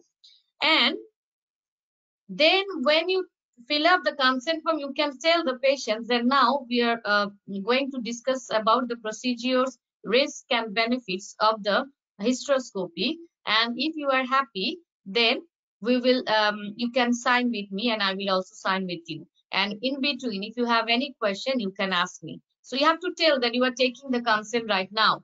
And before the consent, what are the things you need to do here? So that is the mandatory things. And this is the same format you can get in your exam. So this is the actual Nhs consent form. So usually you can say you have to literally write down the consent over there. Like you can tell that I'm writing your surname, your first name, your date of birth, your Nhs number, and then I have to write down the name of the procedures. So first you have to write down the name, that is the hysteroscope. We can tell that it's a diagnostic hysteroscope. And now I'm going to tell you how we do the procedures. You can see that you have to tell that I have explained the procedures to the patient. So you have to explain that how you can do the hysteroscope. So you can tell that it's a camera optic device we will introduce inside the womb so that we can have a look on the womb. If any kind of problem, or if you see that your lining of the womb is thickened, then we take a tissue sample from there and we'll send it for tissue analysis. So this is the usual procedures we do, but our main intended benefit is to find out the cause of the bleeding, as because you are heavy bleeding for a long time, so we have to find out the cause of your bleeding. Okay, so this is our intended benefits, and you have to literally write down over there. That's where to find out the cause of bleeding. Okay, and then you know that you have to write. The next thing is that you have to tell about the significant risk over there. Then you can tell that, as you know, that every procedures has its own risk, though it's a very like a routine procedures. It doesn't have that much of risk, but you know that it has also some risk. So regarding the frequent risk, there's a chance of infection, there's a chance of bleeding. But if it is heavy, then in that case, we may need to give you blood transfusion. So in that case, you have to take down over there. And you can tell that, do you have any kind of objection on blood transfusion? Because some patient may have objection on blood transfusion. And then you can tell, and this procedure also has some serious risk, but these are very, very rare. So there may be a chance of when we introduce this fiber optic telescope, and it can injure the womb, and it can injure the womb, and that is we call uterine perforation. And if the uterine perforation happen, then sometimes it can injure the other organ like bowel, blood vessels, and bladder. So if it is happen in that situations, we may need to go for a keyhole operations to repair that. So these are the very serious risks you can tell. Okay, so you have to write down like the frequent risk and the serious risks. And if they give you the consent form, you have to fill up by yourself. Okay, and then you can ask that, do you have any other questions? And if she doesn't have any question, then you can tell that I'm offering you, I'm giving you an information leaflet, and you have to write down the name of the information leaflet. Like you can see, the following information leaflet has been provided. So you have to write down, I'm giving you a diagnostic hysteroscopy information leaflet so that you can read and you can get in more details of get an idea about that that procedures. And then you can, I have offered the patient information leaflet procedures. So you have to but he has declined. If she declined, then you can take down or you can write down that you gave it already. And then you can tell that we can perform this operation under GA, or under sometimes we can give some regional anesthesia, that is we call spinal, or sometimes we can also perform it under local anesthesia or by the sedative. So which you actually prefer. So if she doesn't make up her mind, then you can tell, okay, it's fine. Our anesthetist will, before the operation, our anesthetist will come to see you, and she will discuss with you in details of that. Okay. So and then then again you have to ask that, do you have any question or any further query? And then you have to ask that, are you happy to sign this consent form? And she agreed. Then you can tell, okay, then I'm signing over here. My name is Dr. Aklima, and I'm signing here. I'm ST5, and today's date is this. And then you have to give the form to the patient so that she can sign the form. So this is the way you have to do the consent form. Okay. So as because you have to think about what is the thing you have to do here. So only the thing is that you have to take the consent. So only take the some specific history and do the consent form, and you have to write down that. So that's why you need enough time to do that. Okay. Dr. Aklima, do you have any question here?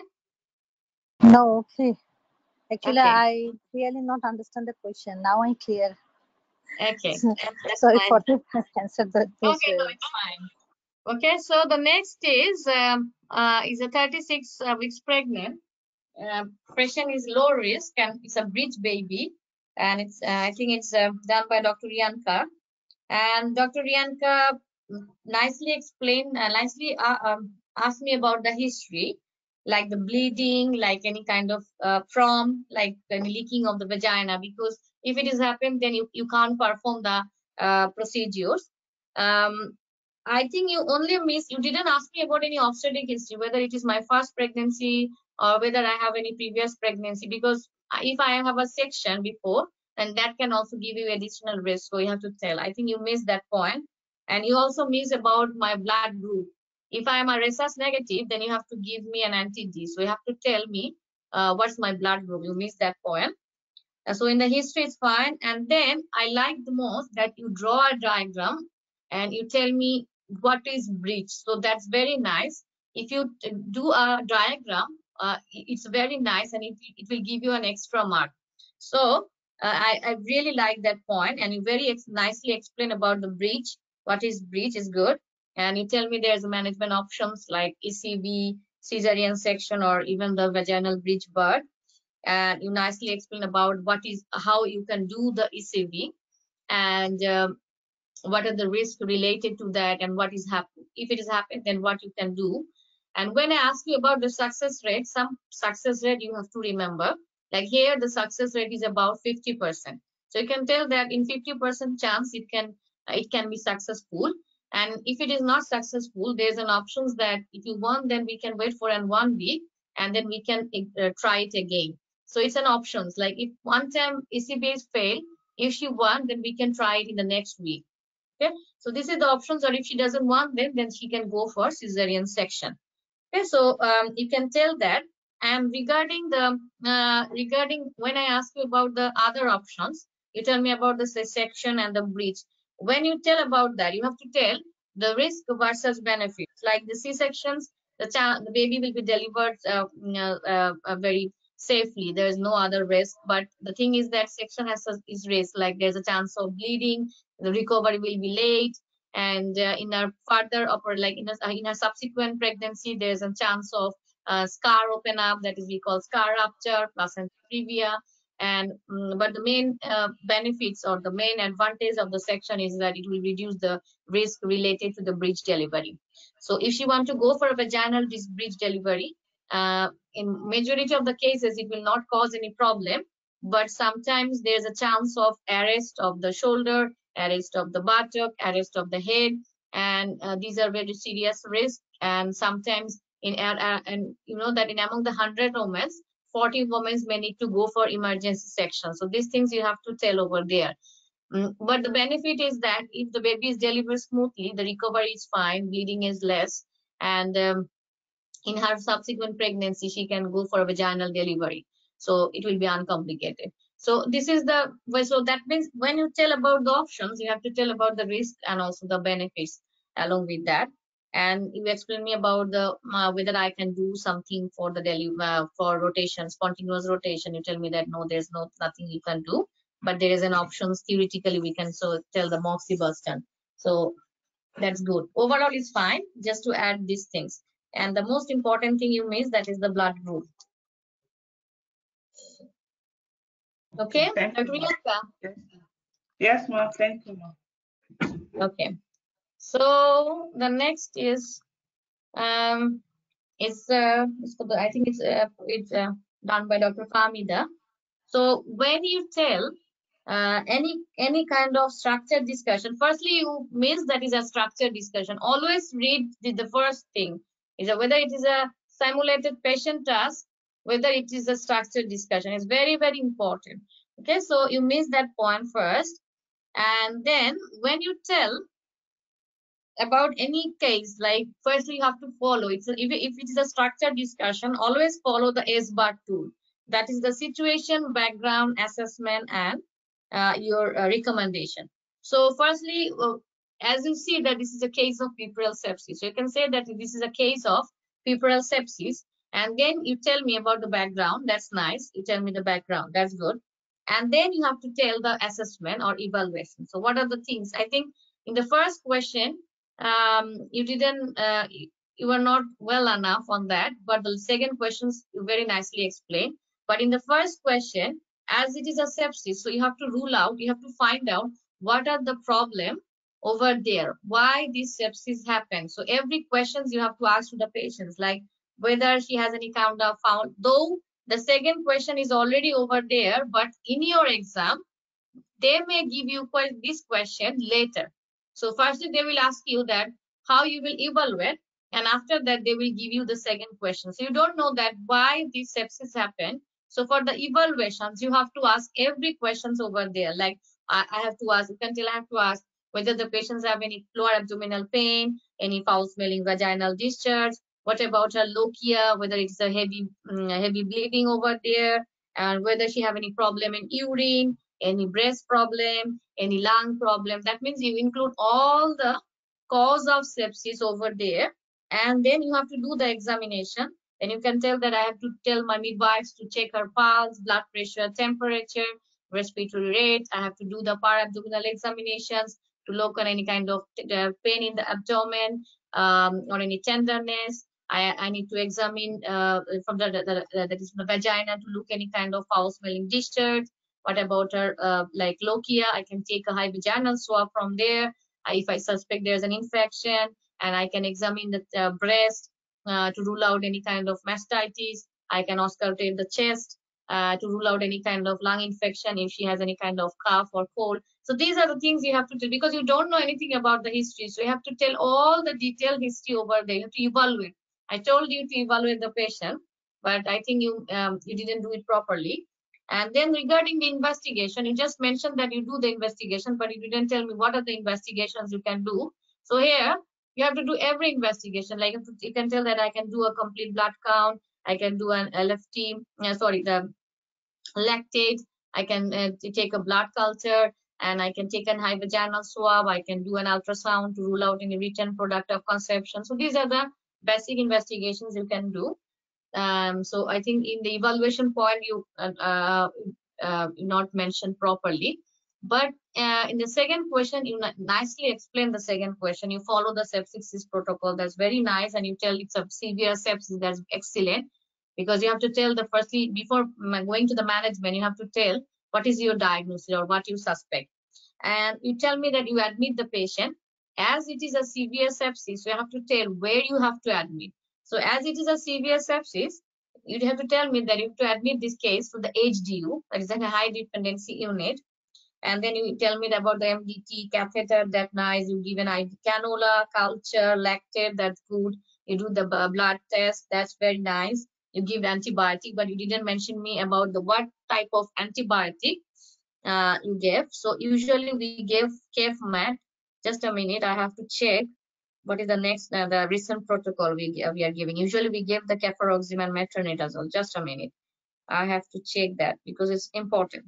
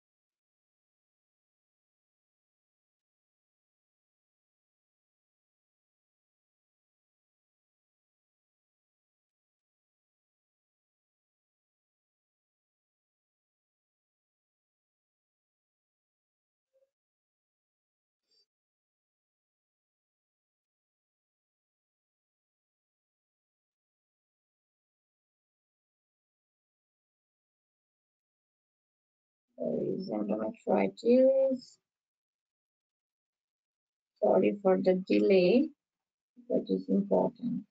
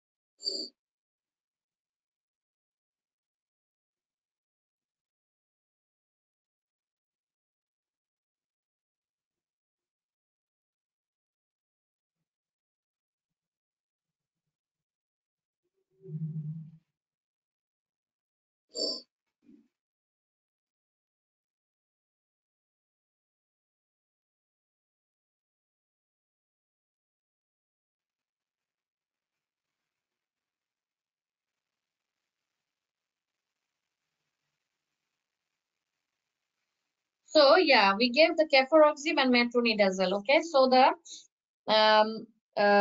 usually we gave the co-amoxiclav.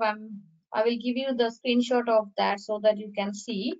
So usually we give the co-amoxiclav. So you have to tell what is the specific antibiotic you have to give over there. So usually the first line is the co-amoxiclav, that is 1.2 gram TDS. If she is penicillin allergist, you can give an cefuroxime and metronidazole. In case of severe penicillin allergy, in that case, we can give the ciprofloxacin and metronidazole. So you can say that we can give a co-amoxiclav IV 1.2 milligram TDS. So this is for the postpartum sepsis patient. So you have to tell the actual antibiotic and the dose as well. And then you tell me about that oxygen and IV fluid, analgesic, thromboprophylaxis, follow-up, Muse chart, and as it is a written product, so you need to go for an evacuation.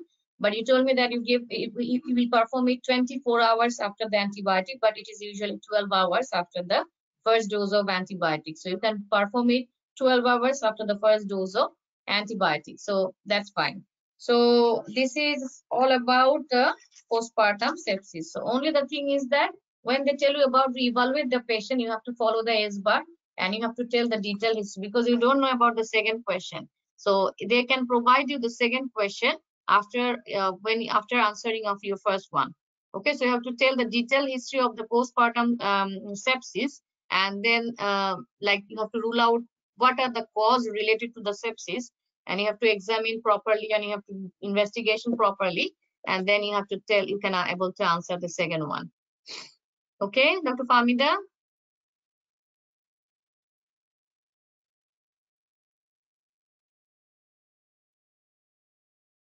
Dr. Famida, are you here? Do you have any question? No, ma'am. I was confused by the second question, so I didn't mention about the examination investigation in the first question. Yeah, but in exam, they only give you the first question first, and after answering of your first question, and then they can give you the second one. But you have to follow the S-bar. Always follow the S-bar. That is situation, background, assessment, and your recommendations. Yes, ma'am, I understand.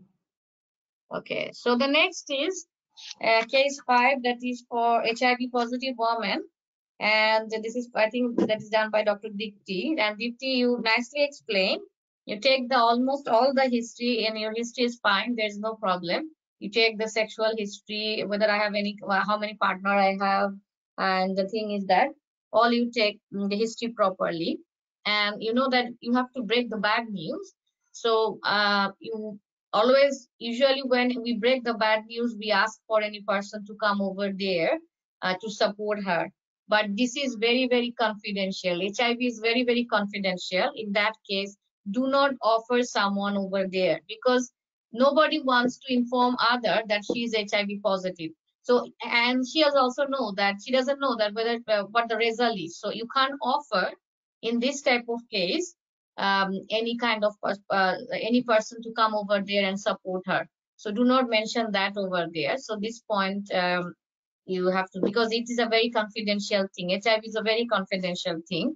Nobody wants to inform others. So in that case, you can't offer anyone in that case. So your history is fine, and you describe HIV very nicely, and you tell me that you have to inform MDT. That's fine. And you do some tests. You just tell me that you test the viral load, but along with the viral load, we also do the CD4 count. So you can tell that we can also check CD4 count, that is the protective protein. And that means you have to tell that also, the viral load and the CD4 count. And you tell me about the medicines you have to provide me, and because it will reduce the risk of transmission. That's good. And these medicines can do that can increase the risk of GDM, so you have to rule out that as well. But you know that in HIV patients, they also need to do some other tests, like other than hepatitis B, they also need to do other tests as well, like they need to do some other viral skin, like hepatitis C, syphilis. So you have to tell that you need to do some other viral screening, like hepatitis C and hepatitis the syphilis. So these things you have to tell, and some vaccination you can provide her. Even she is pregnant, you can provide her some vaccination. So these things you have to tell. You have to read the guidelines. Sorry, the patient information leaflet. Very nicely it is written. I can show you.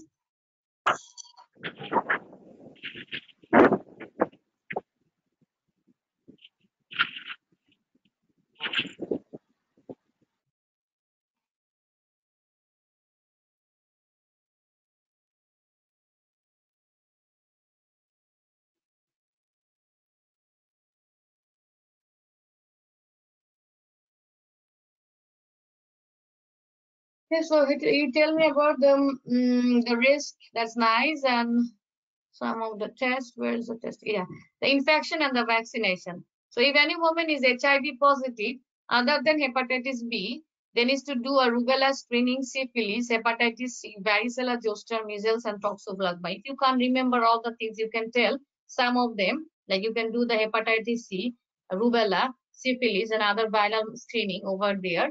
And some of the vaccine you can recommend to the patients, even she's pregnant, safe in the pregnancy. Like you can offer her hepatitis B vaccination, pneumococcus, and flu vaccine. These are safe in the pregnancy, so they can take it even they are pregnant. So you can tell that like have you ever vaccinated for hepatitis B or not, and then you can tell that some of the vaccine we can offer you. These are completely safe in pregnancy, and that can also help you to get rid of get any kind of infections, because you know that HIV can reduce your immunity, and even the pregnancy itself also reduce the immunity. So there's a chance of infection. So this type of vaccination can protect you, and these are completely safe in the pregnancy. So these points you miss. And regarding the growth screening you tell me about the 36 weeks you do a viral load, and if it is less than 50, you can offer me the vaginal delivery, and if it is more than that, you told me that you need to go for a section. That's good. And when I asked you that I don't want to inform my partner, you told me that yes, it's okay. No, you tell me that you have to mention, because it's necessary for him, because he also need to do the test to rule out whether he is HIV positive or not. And until his test result come back, then in that point he also need to use condom. So that's why he has to know that why he has to do this test. So that's why you need to inform her partner. That's mandatory. But in HIV patient, even they do not want to inform others, but it is your duty to inform her partner, because her partner needs to do the test, and until the test result come back, he has to use the condom. So that's the issues you have to tell, that I'm sorry, because he has to know over there, because we have to do the test for him as well, whether he's HIV positive or not, and until its results come back, no, like we have to, he has to use a condom. So that's why he has to know that things. So overall, these things you missed, and overall it's good, it's nice. Okay. Okay, yeah, thank you, ma'am. Okay, so the next is it's case Cystocele prolapse. It's done by Dr. Lisa. So overall, it's a very, I think it's a very clean cut case. It's a stage 2 cystocele, so it's a prolapse case, and she is 28 weeks pregnant. So I told you that when a patient is pregnant and it's a prolapse, then you can tell, you can offer some treatment, like you can tell her about the lifestyle measure, you can tell her about the pelvic floor muscle exercise, you can offer her a pressury. So this thing you can offer, only you can't offer the surgery, otherwise you can offer everything. Okay, so regarding the history, you asked me about how long I'm suffering of that problem, whether I have any sexual problem. So that's nice. Along with that, you can ask me about, you also asked me about whether I have any problem in the urine. That's good. Whether I have any problem in the bowel. That's also nice. But you can't, you didn't ask me about whether it has any aggravating factor, or whether it has any kind of relieving factor, or whether it is complicated by any constipation, or whether I have any chronic cough, or what I'm doing actually for work, whether I'm doing any heavy lifting or not, because sometimes it can also aggravate the situation. So you didn't ask me about that, and you tell me that you do the examination. That's fine. And here it's a clinical diagnosis, so no need to do any test over here. So you told me that you do a urine test. It's not mandatory here. Only I have this problem because of the cystocele, because it's a stage 2 cystocele. So I have to manipulate that cystocele to pass urine. So you need not to do any kind of test, because you know that the prolapse is a clinical diagnosis. And then you have to tell me that what is the diagnosis you got. So you can say that from your examination report, I found that there's a cystocele. Do you know anything about that? So you can tell that sometimes you know that our uterus is well supported, our womb is well supported, some ligaments and some joints, and ligaments in the joints and the muscles. When sometimes it become weakened, our our womb along with the bladder and also rectum sometimes descend down. So in your case, I can see your anterior wall, there's some swelling or a lump, because your bladder along with the vaginal wall is descend down. Okay, but otherwise there's no descent of any, or there's no descent down of your womb, or there's no descent down of your rectum or anal canal. So you can tell like that. You have to explain what you got by examination, and according to that you have to tell. And you can tell, as you become pregnant, sometimes pregnant can weaken this support, and sometimes your situation can aggravate. So that's it. That's why we will provide you some treatment. So the first thing you can do, some lifestyle measure, like you can avoid any heavy weightlifting. You have to avoid any kind of constipation. If you get that, you have to take some laxative to prevent that.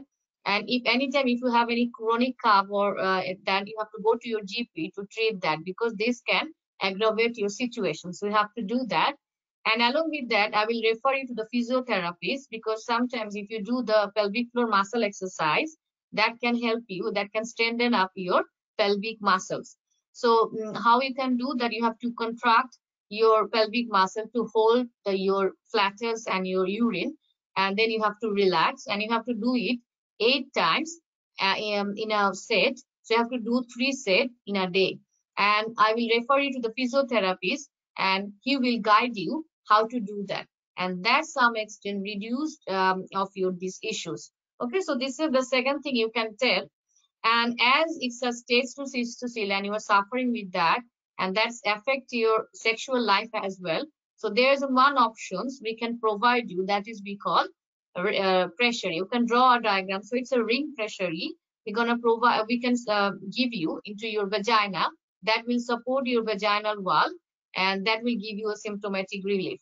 But and you know that this usually doesn't cause any problem, but sometimes it can cause some irritation, some discharge, some infection. But if it has happened, then you can come to us, we will remove that. Okay, so this is the way you can tell. And if she asks you about the surgery, you already told that the surgery is not a good option for her. When we usually offer the surgery when she completed her family. So this is the way you can tell. Okay. I have a question, Dr. Juma. Yes. Pressure is used for uterine prolapse or vaginal prolapse? I confused We for that. I not use. can use the pressure for both for the cystocele and also for the uterine prolapse as well. Oh, We can so use that's for why both. I confused and I not say the pressure because I only know the pressure used for the uterine prolapse. Yeah, we can use for both as well. So we can use the for cystocele, we can use for the uterine prolapse as well. Okay, Okay. thank you. Okay, so this is for case 6, and the next is case 7. So case 7 is who did it? It's I think it's done by Dr. Bianca. And it's a case of male infertility, and you can see in the male infertility, this is a case. He's a what I can say that he's a fitness instructor, and he's taking steroids, and that might be the reason of a low sperm count. Okay, so you take the history. Your history is fine. I didn't see any problem over there. You take the history. That's why you got that I'm a fitness instructor and I'm taking steroids. And but when you tell me about the semen analysis, you check my name and date of birth. That's fine. But I think you can tell me a little bit more details about the semen analysis. And you know that my semen analysis is not that much good enough. So it's a breaking bad news. So you can give me some signpost over there. Like you can tell that, Mr. Andrew, I'm sorry, I don't have any good news for you. And I'm afraid I can see from your semen analysis, it's not that much good. And your number of count is low, and your sperm is not moving as we are expecting, and a normal form of sperm count is also no. The most of them are more like structurally abnormal. Okay, so this is the way you have to explain. That means you have to explain what are the findings you get. I think in that point you didn't mention properly. You have to explain in details of the findings you get from semen analysis, and then you have to give some like some pause so that he can react, and then you can tell. He can tell that why it's happened. Then you can tell, yeah, most of the cases. In your case, what I can see that you are taking steroids for the last 6 months. These steroids sometimes suppressed or decrease the sperm production. So in your case, what we can do, we can we can refer you to the andrologist. These are the specialist doctor, and they're gonna reduce your steroid dose, and you have to stop your steroid dose. And 3 months later of your stoppage of the steroid dose, we have to recheck your semen analysis, and then we can see. Because most of the cases, if you stop this steroid, that can return back your semen count normal. Okay, so this is the way you have to explain. You tell me that you, after stopping of the steroid count, you can do after 3 months you can do a repeat semen analysis. Okay, and then I ask you about what is the plan if it is still like abnormal. Then you can tell, you told me that you need to do an ICSI. You can I can go for a donor sperm and adoption, and you explain nicely. There's no problem. And when I ask you about that, I don't want to tell my partner. You tell me that yes, okay, it's fine. But you have to also add over there, it's fine right now. But if you need to go for a ICSI, and that occasions your partner need to take some medicines, On that occasions, I'm sorry, I need to tell your partner why she need to take this medicine. It is right. It's her right to know why she's taking that medicines over there. So up to right this point, I agree with you. I respect your decision. I do not want to tell your partner, but if you need to go for a ICSI, I'm sorry that in that occasions I need to tell your partner, because she has to take this medicine and it's his right. It's her right to know why she's taking that medicines. So you can add that one. Otherwise, fine. So just focus on that. That when you tell any test results, you have to tell in details of that, and you have to give some signpost, because it's not a good result. So you have to give a signpost for, like, I'm afraid it's not a good. I don't have any good news for you, and your test result shows this. Okay, a little bit more details you have to explain the semen analysis. Otherwise, it's fine. Okay. Dr. Yes, Rianka? ma'am. Thank you. Yes, ma'am. Okay. Thank you very much. Okay, so anybody have any question in today's session?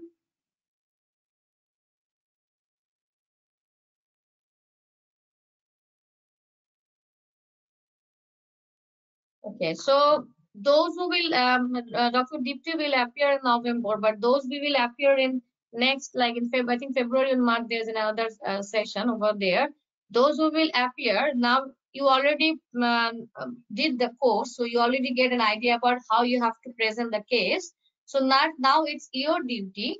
You can make your partner, and every day, this is the way you have to practice. Okay, this is like this is the way, or this is the circuit way you have to practice with your partner every day. Yeah, like you can do it like 1 hour or 2 hours, like that. You can practice every day. It's only a practice, nothing more than that. It's just a practice you have to do, and this is the way you have to do the practice. You already know what are the case can come. You already know that how you have to present. Just you need to do the practice. The thing is that. Okay, so make a partner and practice with your partner like this way.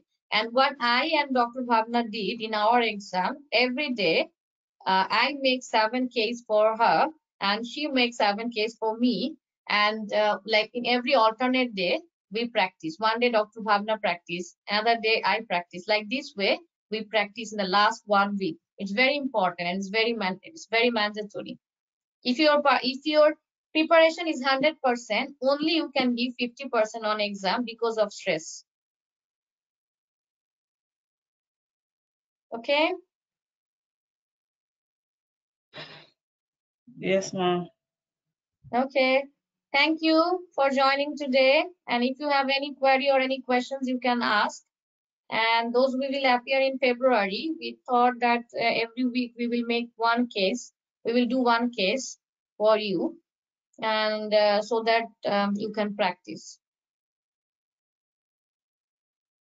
Okay, and best of luck for Dr. Deepti. I hope you will pass because your preparation is nice. Thank you so much, ma'am. Yeah, thank you. And if you have any questions, anything, you can ask in group. We will happy to answer that. Okay, bye. Bye, ma'am. Bye. Thank you, Juma, Dr. Juma. Yes. Thank you, Dr. Juma.